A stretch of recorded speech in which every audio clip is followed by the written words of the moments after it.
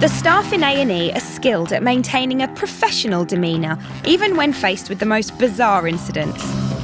Occasionally, however, something happens which makes even the most hardened medic drop their guard.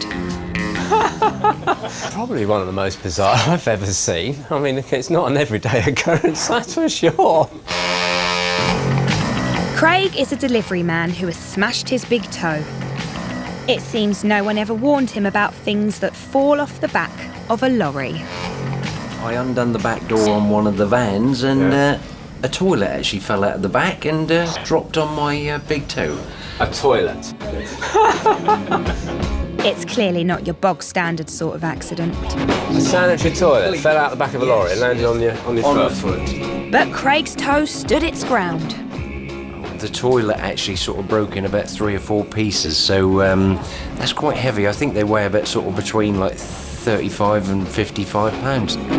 Unfortunately for Craig, his problems can't be easily flushed away. You've broken the tip of the bone. All around here is shattered, really. We call that a compound fracture. That means that there's a risk of infection getting into the broken bone.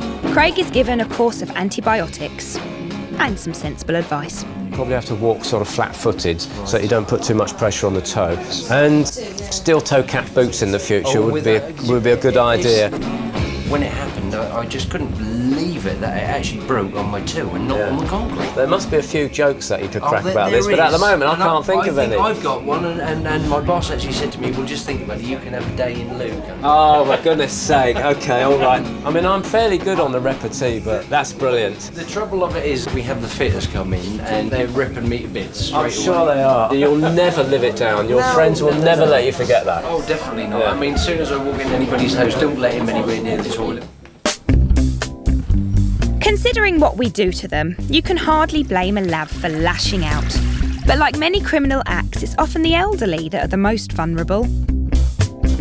Yes, Brenda here is another patient who's been the victim of a lavatorial accident. Well, I was just lifting the toilet seat up to sit on the toilet. And my little finger got the other side of the toilet seat and that bent right back. Bit stupid. It seems from the X-ray that simply catching her finger whilst lifting the lid has resulted in a break. Dr. Hamid does the diagnosis. What you basically has done is there's a crack there on the finger, okay? Yeah. But any broken bone, no matter how small it is, takes 4 to 6 weeks to heal. The doctor straps Brenda's broken finger to its neighbour to keep it fixed while it fixes. Thank you. Bye-bye. The variety of bog-based injuries never cease to surprise the hospital staff. As ever, drink is a particular danger. After a bender on the booze, you should be careful with your U-bend.